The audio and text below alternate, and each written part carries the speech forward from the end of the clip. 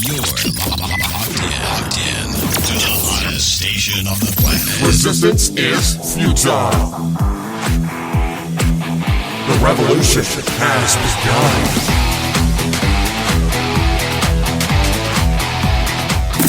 You're listening to Rebelpreneur Radio, helping you break the rules and build the business you need for the life you want. And now, broadcasting his pirate signal from somewhere beyond the status quo, here's your host, best-selling author, marketing and media strategist, Ralph Brogden. Hello and welcome to Rebelpreneur Radio. It's the show that helps you to build the business you need so you can live the life you want. I'm Ralph Brogden. You know, a lot of entrepreneurs and rebelpreneurs are choosing online education to build the business they need so they can live the life that they want. Entrepreneurs who host events or want to sell workshops or courses, you have to understand the value proposition that the market wants is transformation. It's all about creating those results. Clients and prospects want to be or do something different, better, smarter, or faster. So the question is, how can you craft those experiences that result in transformation with a handful of insights about how brains actually learn?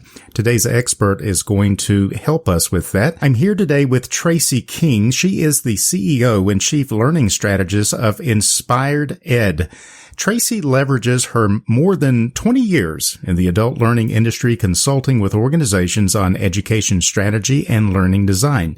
Tracy is the author of Competitive Advantage, and she advises associations on how to grow a reliably profitable and sustainable continuing education programs that transform learners. So Tracy, welcome to Rebelpreneur Radio. Thanks so much, Ralph. It's so amazing to be with you today. It's really a pleasure to have you as well, because it seems like everywhere we look online, somebody is launching a course. Somebody is trying to get people into a webinar. Somebody is trying to enroll us in their training. And so there's a lot of noise in the space. I wonder if you can help us to demystify this whole idea, this whole concept of online education. First, tell us a little bit about what got you interested in this and what is your background? Oh, absolutely. I'd love to. So, long time ago, when I first graduated from college, got my first corporate job, I noticed there was some trouble in the workflow in our team. And I went to our vice president. I told her about the issue that I noticed, and that with some training, we would be able to, ease that workflow. We would be able to, respond quicker with better results, and we would be able to achieve our objectives a lot better. And she said, "Thank you for that, Tracy King. Would you please design that training?" So now you own it, right? Excuse me? I know. Who, me? I'm new here. And so I did. I dug into it. I created a full-day workshop on business writing, and it specifically addressed our workflows, and everyone left ready to take action. And of course, immediately afterward, our outcomes significantly improved. And I was just bit by the bug that learning can be transformational, and it can result in the things that matter to us. And so I decided to go back to graduate school. I then transitioned into academia. I taught communication studies for about 8 years. And even though I took one pedagogy course during graduate school, when I got to my classroom, all, eager and bright-eyed with my transparencies and textbook and syllabus, I could see right in front of me, right before my eyes, when my methods were succeeding and when they were epically failing. And so again, it just brought up the fact that I can be an enthusiastic subject expert. I can just bring all of the charm and all of the expertise into the room. But if I don't know how brains learn, how am I going to expect to engage these students and to care about what we're learning and to actually take action on it? And so I became a student of the learning sciences, and my classroom turned into my laboratory, those poor students. But I learned a lot through our experience together of what really does work to trigger learners to engage with content and to take action upon it, which is what's required for transformation. That's really exciting. After some experience, after experience in that type of learning, then I transitioned into adult learning, into workforce development, into continuing education, working primarily with associations, but any organizations that sell learning content, education to professionals who want to advance in their position or their industry. Excellent. Excellent. So you were really experienced in this. And I love how you started out in communication and that's the same as me. And then it evolved into this idea that we can transform people and really create powerful results by helping them, by first helping them to learn. But to do that, we have to understand how brains learn. Now you said something very interesting off air. There's no such thing as learning styles. I would love to get your insights on that. Yeah, that is correct. There is no empirical evidence that learning styles exist or that employing learning styles in creating programs actually results in anything. So what the science does say is that we're all visually biased. Visuals are really important to learning and helping us process information. That using visuals and auditory channels together in particular ways is really useful for learning particular types of content. And that what is effective is when we employ a learning cycle, which is really attaching how we deliver content to how brains absorb, reflect upon, and act upon content, instead of just turning on the fire hose of information, which is super typical. And in a lot of those programs that are, just the noise that we're seeing in our feeds, a lot of them are those fire hoses.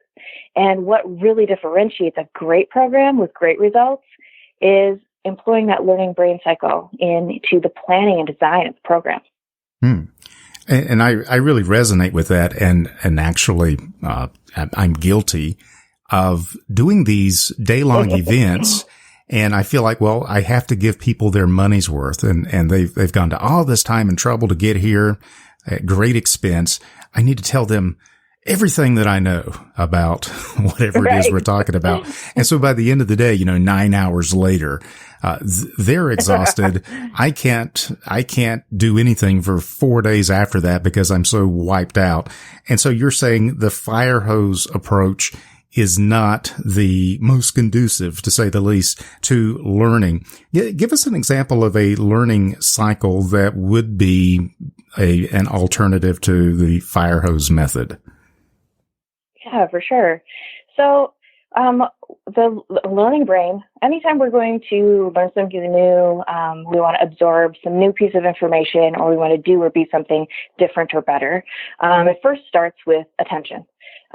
Whatever it is has to grab our attention, which means it has to be something that is perceived as valuable to us, because there are a ton of things in our environment that are competing for our attention, and we have limited capacity to focus. And so something that's going to engage a learner first has to be meaningful in a couple of different ways. Well, if your life is in danger, you're going to attend. But if it connects to something that we know, if we know it's going to be useful, if it connects to our goals, if there's a relevance to it, then our attention's going to be piqued. We're going to lean forward and go, okay, so tell me more, right? So that's the first part, is just gaining the learner's attention. And then second, pretty quickly, a brain will analyze whether this content kind of bolts on to what we know already, what we know and how to do things. If you think about everything you know as a skyscraper in your city of knowledge, and you've got 3 levels on knitting, and you've got 20 levels on radio broadcasting, and you got 12 levels on car repair, whatever the things are. When we're learning something new, we have to, scaffold that new level. We have to frame it out. We've got to sheetrock and tape and paint, and then we can start talking about all the cool furniture and fixtures. And so when we're analyzing, the brain is saying, where does this fit onto this knowledge skyscraper that I already have? Is it way below? Is this a level 2 and I'm a level 12, or is it way above what I'm ready to add to my knowledge structure? Both of those situations is going to be a tune-out for the brain. The information will be discarded. And so connecting right where that learner is super important. So that means we kind of have to know who's in the room, right? And once that brain says, yeah, I'm interested, yeah, this connects to what I want to learn and where I want to grow, then we're ready and ripe to take in that new content and that new information. And that's often where speakers and presenters will stop. They just start to deliver information, their awesome knowledge, their enthusiasm. But in order to continue learning, we have to do two more things. The second is we have to reflect. We have to be able to begin to think about how we can use this content and start taking steps toward using the content. So that might mean that there's some quizzes, or there's some case scenarios, or there's a conversation, or there's, an opportunity for us to start planning how we could try and apply some things.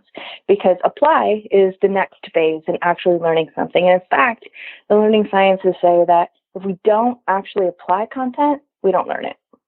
So it's use it or somewhere. It's use it or lose it, and that's the case. Building muscles or building knowledge and brain power. Exactly. So we have to get to that apply step, and so that reflection piece and that application piece often doesn't happen in the fire hose programs because we're stuck in that knowledge dissemination part. But we have to actively engage learners in starting to personalize the content for themselves and starting to try ideas in a variety of ways that we can do while we're together, but also offering them tools to continue their learning when we're apart. You have just laid out a very, very powerful strategy for helping people to learn by cooperating with how our brains naturally learn. A few things you said really jumped out at me. First, the idea of value. I think we have to understand that value can go up and down depending on the circumstances that people find themselves in. So part of your criteria for what makes something valuable, it's useful, it's in alignment with my goals, it is relevant to me and to where I am right now. But bear in mind, where people are changes. So I'm saying this to encourage our listeners who are struggling to create that value. Your value is something that's determined by the audience and by individuals in the audience, and it depends on where they are. A plumber to me right now is not very valuable. Why? Because I don't have a problem with my plumbing. Yes. But exactly. when learning solves problem. Exactly. So what you have to do is not assume that everybody in the audience needs a plumber, but what you want to do is speak to the ones who have a stopped up, overflowing septic tank or a sink that is leaking or whatever the problem is. But your value as a problem solver is relative to the size and the intensity of that problem. And if the listener isn't experiencing a problem, then what you have to say right now in the moment doesn't get their attention because it's not perceived as very valuable. But things can change, and that's why we have to continue to put our message out there, because at some point, if we are dialed into the needs and the problems and concerns of our audience, at some point, all of a sudden your value is really going to go up as soon as they encounter a problem that you can solve. And that's why I like to structure everything around problems and results, because that is the heart of transformation. Exactly what you're talking about with learning transformation. Absolutely. We have to start with the results, not with topics, not with one-size-all presentations, because the learners who are going to follow you, buy your education programs, and everything else you create are the ones who know you can solve their problems. And another crutch that I see in the adult learning space is what I call snuggie learning. It's like snuggie size, the one size all fits blanket. No one wants a learning snuggie. They want, a tailored outfit. Because that's what the market is asking for. It's not asking for information. Information is ubiquitous. We have the Google and the Amazon. They're seeking results. They're seeking transformation. And we can deliver that with learning because we follow that learning brain process. That's the natural result.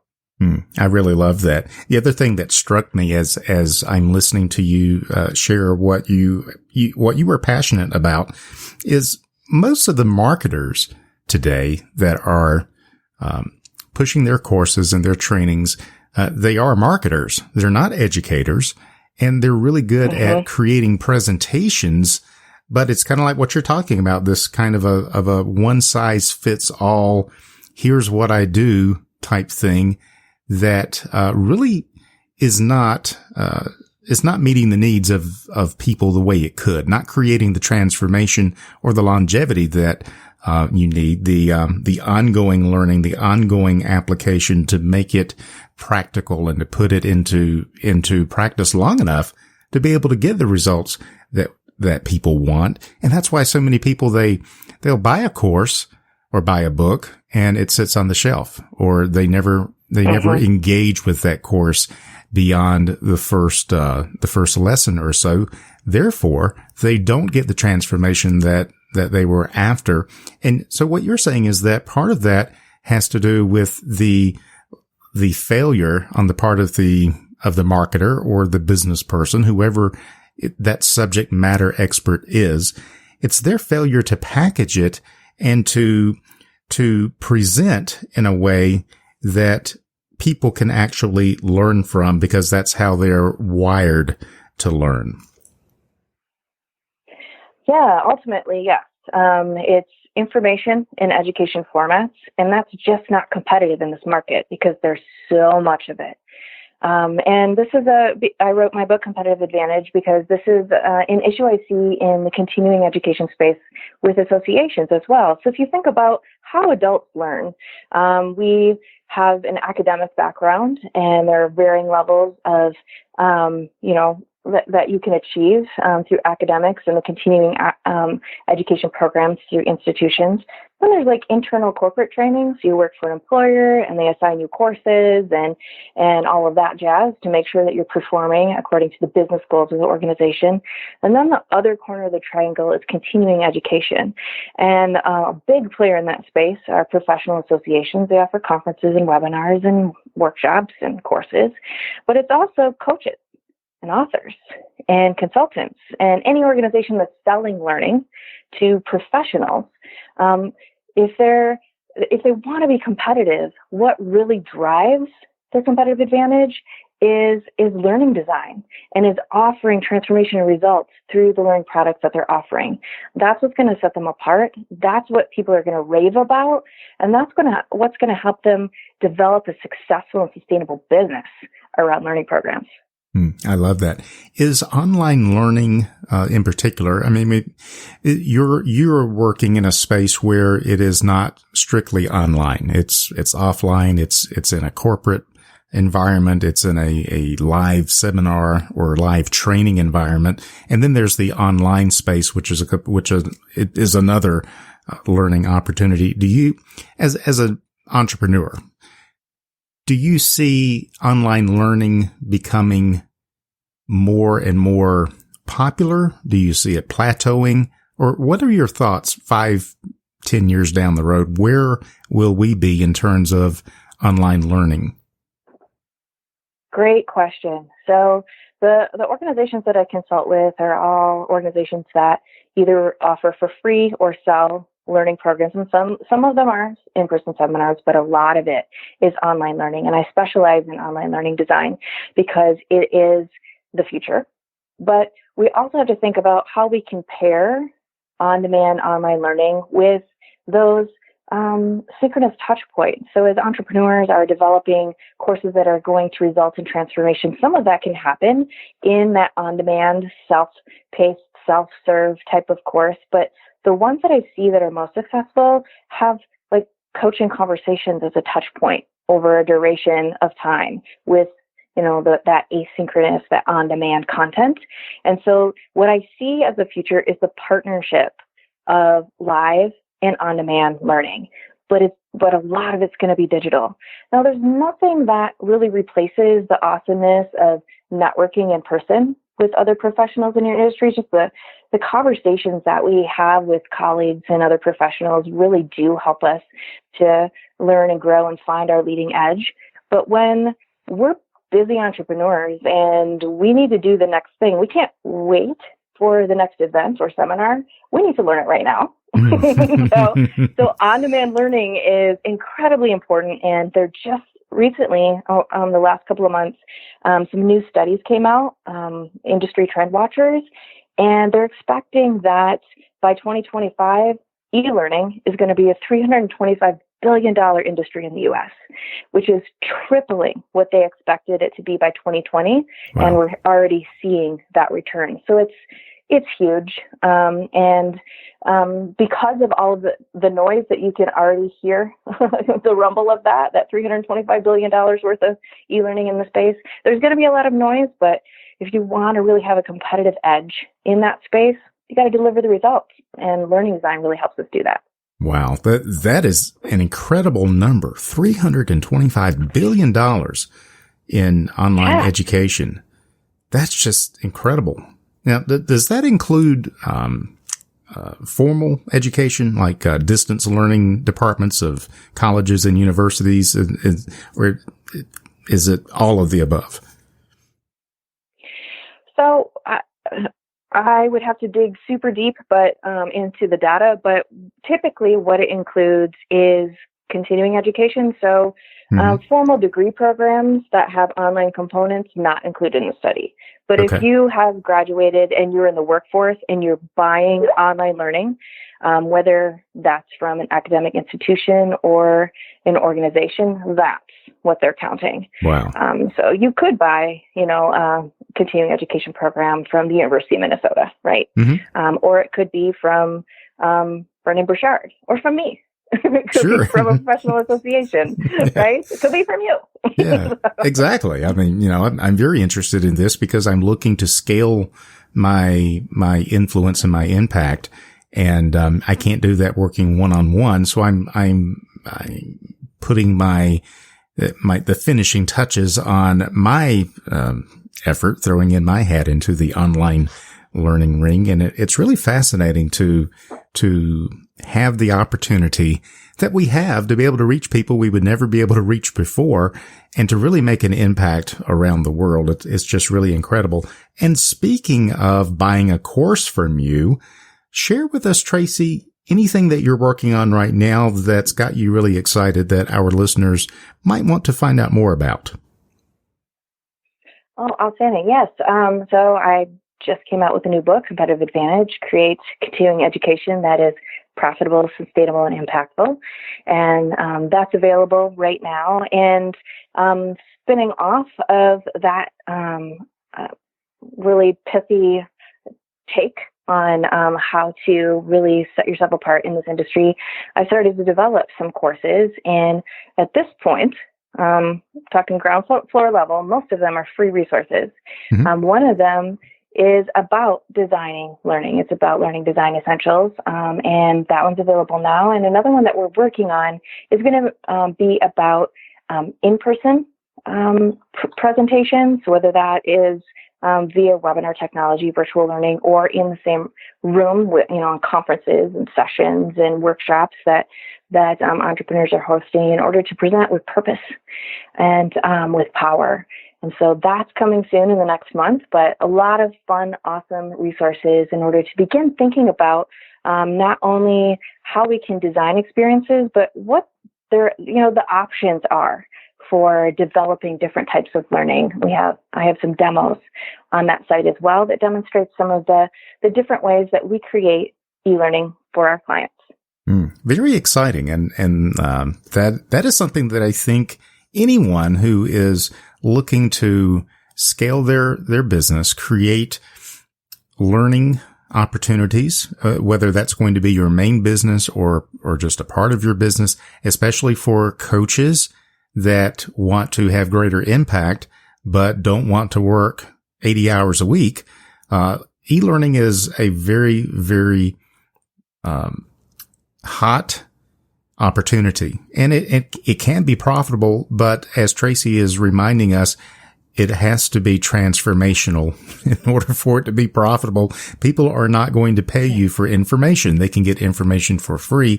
What they're looking for is results. And so this has really been fabulous to discuss this with you.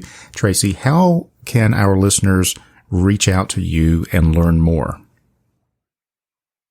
You can visit the site with these free digital learning resources at tracy-king.com, or you can visit my website, which is inspired-ed.com, inspireded.com. Wonderful. Well, this has really been a learning experience in and of itself just to explore this with you, Tracy. Any final thoughts or words of wisdom that you think we should have as a takeaway that kind of sums up everything that we've discussed? The heart of this is we're enthusiastic experts around our content, right? But we really want to make a difference. And there is, the mystery solved. There's an actual process for how this can be accomplished. It's a science and an art, and there's a framework that running our presentations through and our design can help us accomplish those goals, not tossing spaghetti against the wall or crossing our fingers and hoping we make a difference. We can actually apply these science-based principles to ensure that what we're offering is going to change lives. It's going to transform how people think, how they're able to work, how they can be and do more effectively, better. Wherever they're headed, you're on that journey together. It's just so important to realize that there's science behind this, and we can do this together. It's pretty amazing. Excellent words of wisdom from Tracy King. She is the CEO and Chief Learning Strategist of Inspired Ed. Tracy leverages more than 20 years in the adult learning industry, consulting with organizations on education strategy and learning design. She is the author of Competitive Advantage, and she advises associations on how to grow a reliably, profitable, and sustainable continuing education program that transforms learners. To find out more, visit tracy-king.com or inspired-ed.com. We'll have that link on the Rebelpreneur website. Tracy, thank you so much for your time today. I really appreciate you being on the show. Thank you. It's been a sincere pleasure. You've been listening to Rebelpreneur Radio with Ralph Brogden. Download the show notes and much more at rebelpreneur.com.